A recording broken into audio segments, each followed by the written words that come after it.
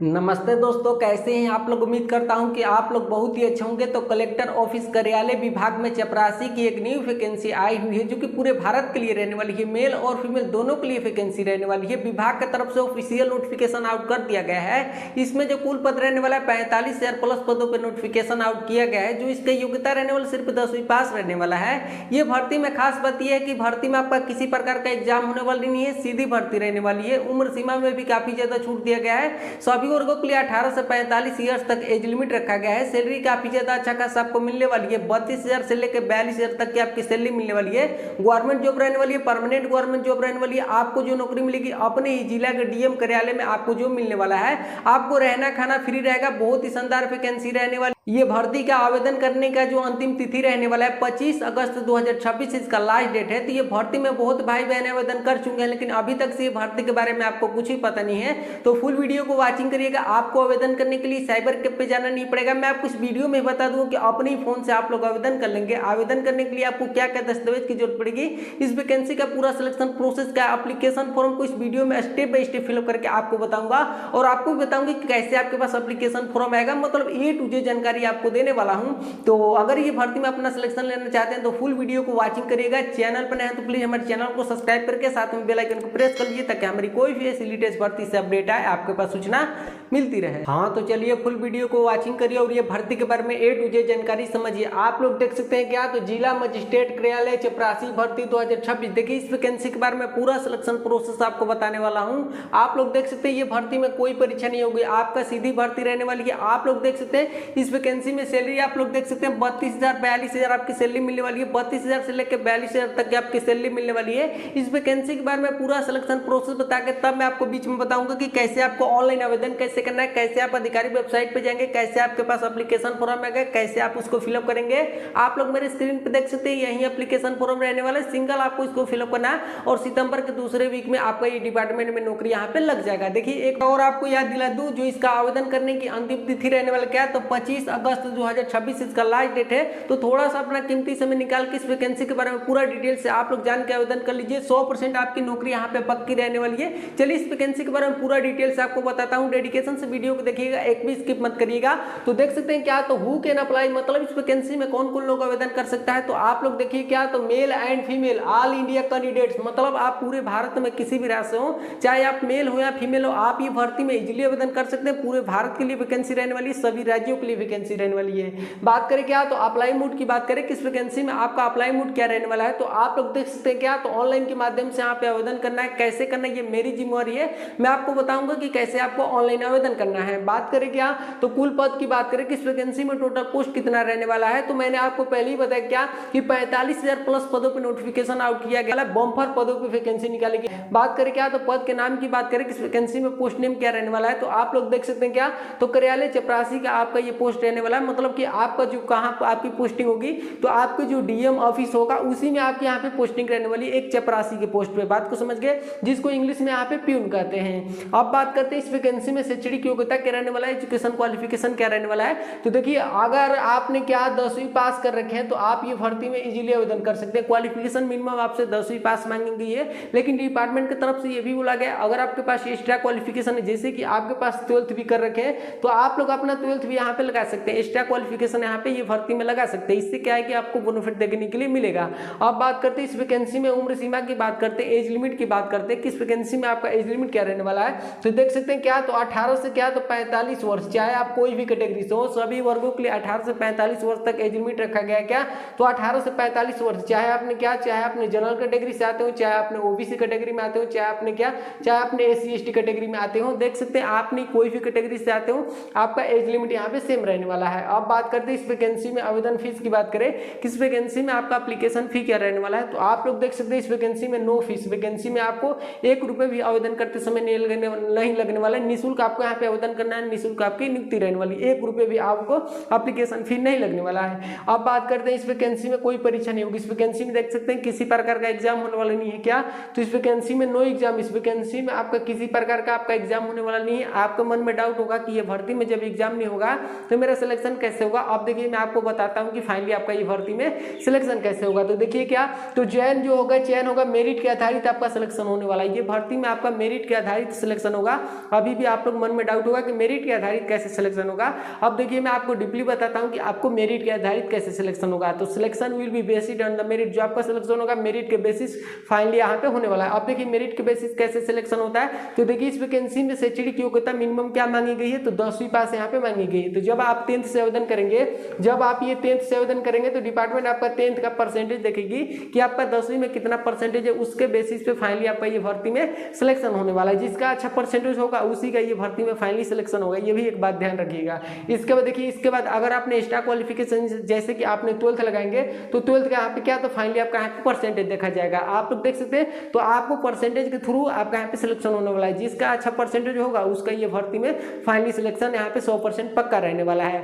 तो अगर आप लोग जानना चाहते हैं कि मेरा 10th में इतना परसेंटेज है, 12th में इतना परसेंटेज है, क्या मेरा भर्ती में मतलब सिलेक्शन होगा, तो मैं आपको बता दूं कि मेरे चैनल को सब्सक्राइब करके और अपना 10th और 12th का मेरे वीडियो में अपना क्वालिफिकेशन का परसेंटेज कमेंट करिएगा। मैं आपको कमेंट के माध्यम से बता दूंगा कि आपका ये भर्ती में फाइनली सिलेक्शन होगा या नहीं होगा, क्योंकि मुझे पता है ये डिपार्टमेंट की तरफ से परसेंटेज बाई कोड कितना जाने वाला है, कितना परसेंटेज रहेगा, तो फाइनली आपका सिलेक्शन यहाँ पे हो जाएगा ये भर्ती में। बात को समझ गए। अब वीडियो में आगे बढ़ते हैं। कोई भी डाउट होगा तो वीडियो में कमेंट करके हमसे पूछ सकते हैं।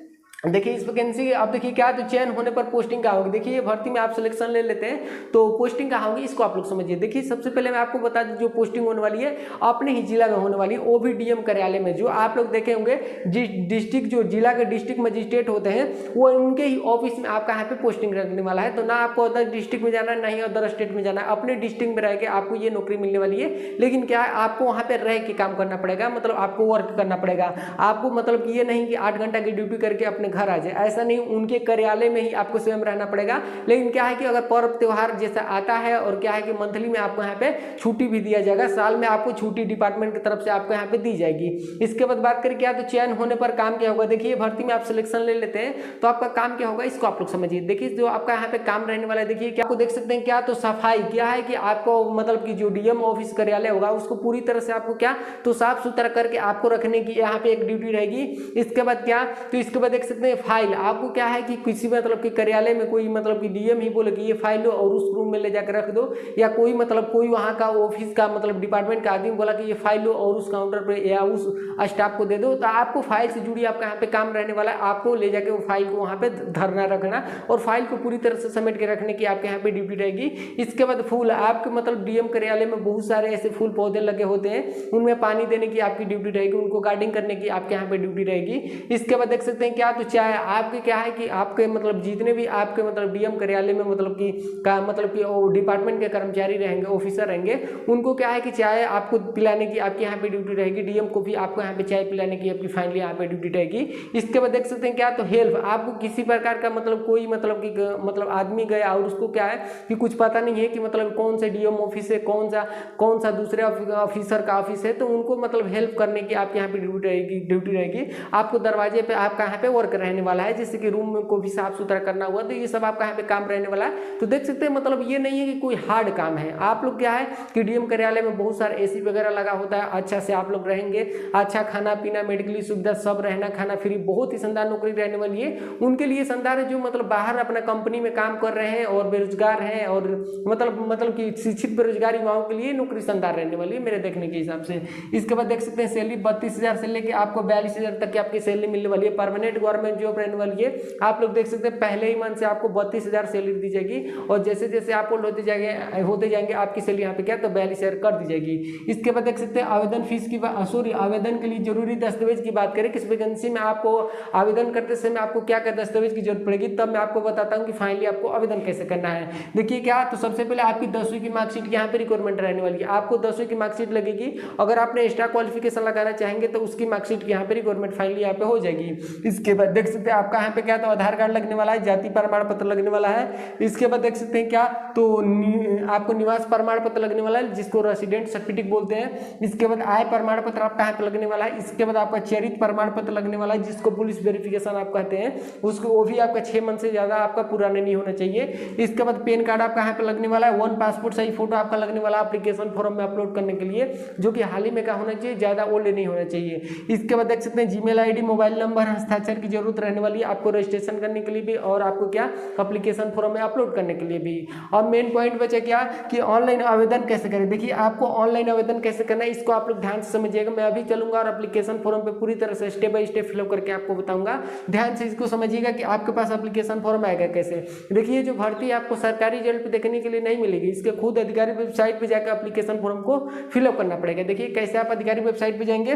देखिए क्या तो आधिकारिक जो इसकी वेबसाइट रहने वाली है, आप लोग अपने गूगल पे जाइए, क्रोम ब्राउजर पे जाइए, दोनों में से कोई भी प्लेटफॉर्म पे आप लोग जाके और क्या सर्च करिए तो www 3 बार आप लोग www.districtmagistrate-office-government-in-new-recruitment-2026 आप लोग लिख के ये सर्च करिए। क्या लिख के सर्च करिए तो 3 बार www.districtmagistrate-office-government-in-new-recruitment-2026 आप लोग जैसे ही लिख के आप लोग वर्ड सर्च करेंगे आपके पास एक पहली वेबसाइट खुल के आ जाएगी। उस फर्स्ट वेबसाइट पे आप लोग क्लिक करिए। जैसे फर्स्ट वेबसाइट पे आप लोग क्लिक करेंगे आपके पास क्या तो आपके पास ऑप्शन आएगा क्लिक ऑन न्यू रजिस्ट्रेशन करने का ऑप्शन आया होगा। क्लिक ऑन न्यू रजिस्ट्रेशन का ऑप्शन आया होगा। मैं यहाँ पे न्यू रजिस्ट्रेशन लिखा हूँ। अब देखिए आपको न्यू रजिस्ट्रेशन आपको कैसे करना है तो जीमेल आईडी से, मोबाइल नंबर से और क्या है कि पासवर्ड वगैरह बना के आप लोग न्यू रजिस्ट्रेशन यहाँ पे कर लीजिएगा। न्यू रजिस्ट्रेशन आप लोग जैसे ही करके ऊपर की तरह स्क्रॉल करेंगे आपके पास एप्लीकेशन फॉर्म धड़ाक से खुल के आ जाएगा। अब मैं चलता हूँ उस एप्लीकेशन फॉर्म पे पूरी तरह से स्टेप बाय स्टेप फिलअप करके आपको बता रहा हूँ। हाँ तो आप लोग देख सकते हैं यही एप्लीकेशन फॉर्म रहने वाला है। आप लोग ऊपर में देख सकते हैं जिला मजिस्ट्रेट कार्यालय न्यू रिक्रूटमेंट 2026 एप्लीकेशन फॉर्म आप लोग देख सकते हैं। पद का नेम चपरासी प्यून आप लोग देख सकते हैं। देखिए जो ये फॉर्म है थोड़ा सा लंबा है लेकिन मैं आपको पूरा स्टेप बाय स्टेप फिलअप करके आपको बता रहा हूँ। जैसे जैसे मैं आपको फिलअप करूंगा आप लोग भी मेरे देखते हुए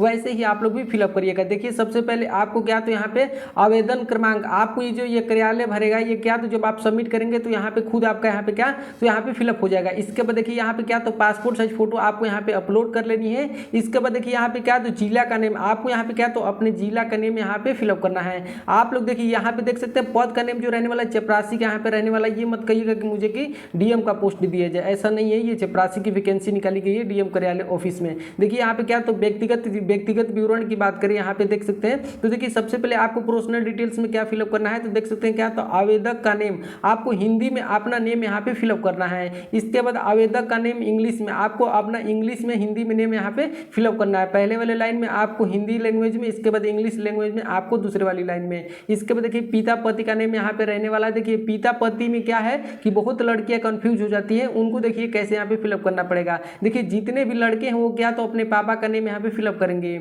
और क्या है कि जो लड़की अनमैरिड है और जो लड़की मैरिड है वो क्या करेगी, जो लड़की मैरिड है वो अपने हस्बैंड का नेम यहाँ पे फिलअप करेगी और जो लड़की अनमैरिड है वो अपने क्या तो पापा का ही नेम यहाँ पे फिलअप करेगी। इसके बाद देखिए यहाँ पे क्या तो माता का नेम आपको यहाँ पे फिलअप करना है, अपना मदर नेम यहाँ पे फिलअप करना है। इसके बाद जन्म तिथि आपको यहाँ पे फिलअप करना है, डेट ऑफ बर्थ अपना यहाँ पे फिलअप करना है जो आपके आधार कार्ड में आपका डेट ऑफ बर्थ है। देखिए जो आपकी एज की गणना की कौन सी डेट से हो रही है तो आयु की गणना आपका क्या तो 1/7/2026 तक क्या तो आप 18 ईयर्स के हो जाने चाहिए। आप कितने ईयर्स के हो गए अपना यहाँ पे वर्ष डालना है, माह डालना है कितने मंथ का हो गए और दिन डालना है यहाँ पे। इसके बाद देखिए क्या तो यहाँ पे लिंग की बात कहा गया है, मतलब जेंडर की बात कहा गया है कि आप पुरुष हैं या महिला है। अगर महिला होंगे तो महिला पे इसे क्लिक कर लेंगे और पुरुष होंगे तो पुरुष पे इसे क्लिक कर लेंगे। इसके बाद क्या तो देख सकते हैं क्या तो विवाहिका स्थिति, मतलब देख सकते हैं क्या आप अनमैरिड हैं या मैरिड हैं। देखिए अगर आप अविवाहिता हैं मतलब अनमैरिड हैं तो आपको अनमैरिड वाले पे यहाँ पे अभी मतलब आपकी शादी नहीं हुई होगी तो इस पर आप क्लिक कर लेंगे। और आपकी शादी हो गई होगी चाहे आप लड़का होंगे चाहे आप लड़के होंगे तो इसके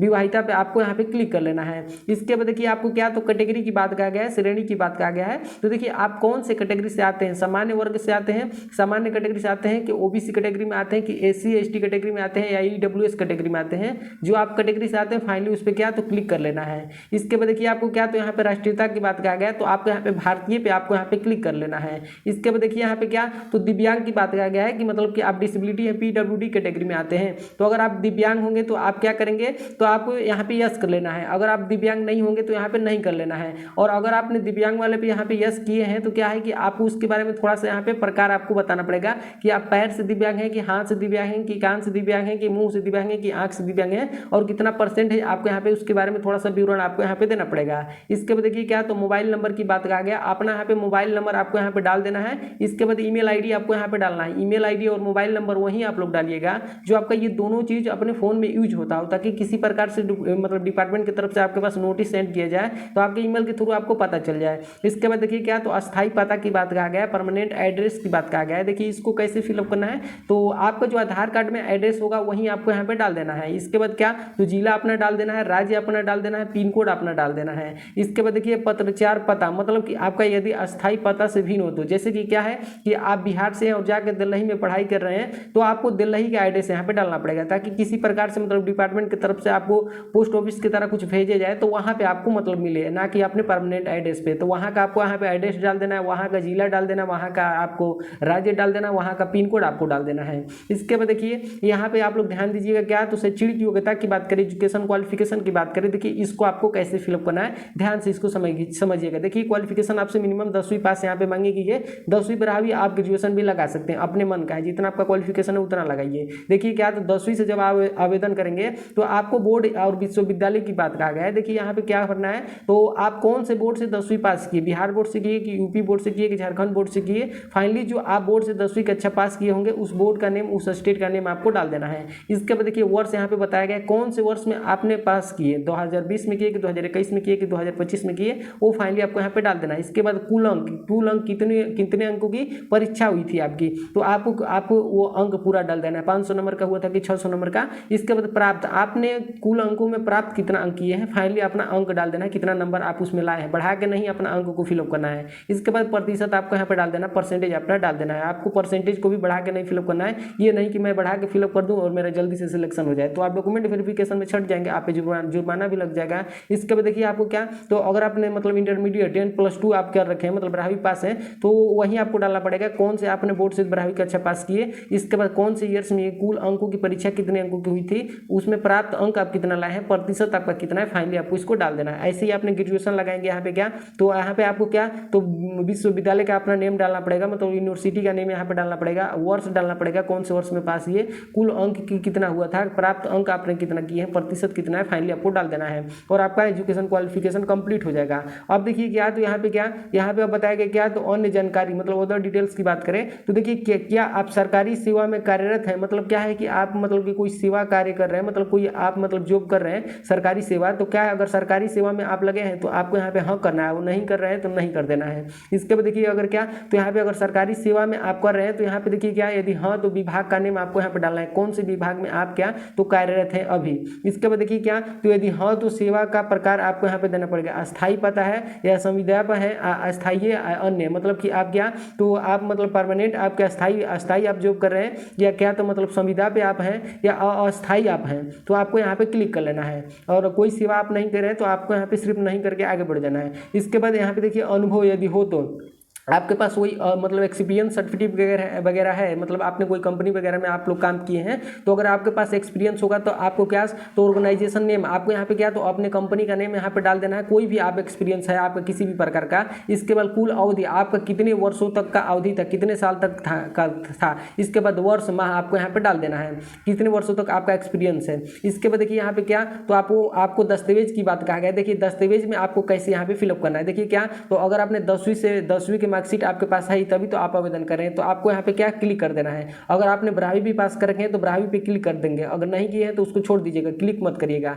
इसके बाद जाति प्रमाण पत्र आपके पास होगा ही, आपको यहाँ पे अगर लागू हो आपका तो यहाँ पे आप क्लिक कर सकते हैं। इसके बाद निवास प्रमाण पत्र आपको यहाँ पे देना है। इसके बाद आय प्रमाण पत्र वाले पे क्लिक करना है बस। इसके बाद क्या, तो यहाँ पे पहचान पत्र आधार कार्ड आपको यहाँ पे है ही, तो इस पर आपको क्लिक कर देना है। इसके बाद पासपोर्ट साइज फोटो आपने अपलोड किया ही है तो आपको क्लिक कर देना है। मोबाइल नंबर आपका ईमेल आईडी आपके पास है ही, इस पर क्लिक कर देना है। अन्य दस्तावेज मतलब आपको यहाँ पे पैन कार्ड आपको यहाँ पे दे देना है, तो फाइनली आपका डॉक्यूमेंट भी यहाँ पे कंप्लीट हो जाएगा। अब देखिए मेन जो आपको पॉइंट बचा है यहाँ पे क्या, तो आपको यहाँ पे क्या, तो आपको यहाँ पे डेट डालना है, आप कौन सी डेट को ये एप्लीकेशन फॉर्म को फिलअप कर रहे हैं, आपको डेट डाल देना है। इसके बाद आवेदक का हस्ताक्षर आपको डाल देना है, अपना सिग्नेचर यहाँ पे अपलोड कर देना है। फाइनली आप जैसे ये सब पूरा प्रक्रिया आप लोग कंप्लीट करके ऐसे ऊपर की तरह स्क्रॉल करेंगे, आपके पास सबमिट करने का ऑप्शन आएगा। मैं क्या है कि ये एप्लीकेशन फॉर्म को डाउनलोड किया हूँ इसलिए यहाँ पे सबमिट करने का ऑप्शन नहीं आ रहा है। जैसे ही ऊपर की तरह स्क्रॉल करेंगे आपके पास सबमिट करने का ऑप्शन आएगा। ये पूरा एप्लीकेशन फॉर्म को चेक आउट करके आप लोग सबमिट करिएगा, कोई त्रुटि वगैरह तो नहीं है, कोई त्रुटि आप लोग मत करिएगा, नहीं तो अलग से आपके लिए क्या, तो करप्शन डेट जारी नहीं किया जाएगा। तो पूरा डिटेल से आपको बता दिया हूँ, कोई डाउट होगा तो कमेंट करके हमसे पूछ सकते हैं। उम्मीद करता हूं कि जैसे जैसे मैं आपको step by step application form को फिलअप करके आपको बताया हूं, आपने फिलअप कर लिए होंगे, तो यही वैकेंसी का पूरा सिलेक्शन प्रोसेस रहने वाला है। और जब आप लोग एप्लीकेशन फॉर्म को फिलअप कर लेंगे तो उसका एक रिसीविंग निकलवा कर अपने पास रख लीजिएगा, क्योंकि जब दस्तावेज की जांच के लिए जब जाएंगे तो आपसे रिसीविंग वहां पे फाइनली यहाँ पे मांगी जाएगी। तो देख सकते हैं इस वैकेंसी के बारे में पूरा सिलेक्शन प्रोसेस बता दिया हूँ। एक बात जरूर याद रखिए, कोई भी भर्ती में आवेदन करने से पहले उस डिपार्टमेंट के अधिकारी वेबसाइट को आपको पूरी तरह से जांच लेनी है। और चैनल को सब्सक्राइब करके और अपना 10th और 12th का परसेंटेज मेरे वीडियो में जरूर कमेंट करिएगा, ताकि मैं आपको कमेंट के माध्यम से बता दूं कि आपका ये भर्ती में सिलेक्शन होगा नहीं। तो ऐसे ही जो भी लेटेस्ट भर्ती के अपडेट आते हैं चैनल के माध्यम से आपको A to Z जानकारी देता हूं। तो एक छोटा भाई होने के नाते मैं आपसे रिक्वेस्ट करता हूं कि प्लीज चैनल पर नए तो प्लीज हमारे चैनल को सब्सक्राइब करके फिर किसी मिलते हैं ऐसे ही लेटेस्ट भर्ती के अपडेट के साथ। जय हिंद।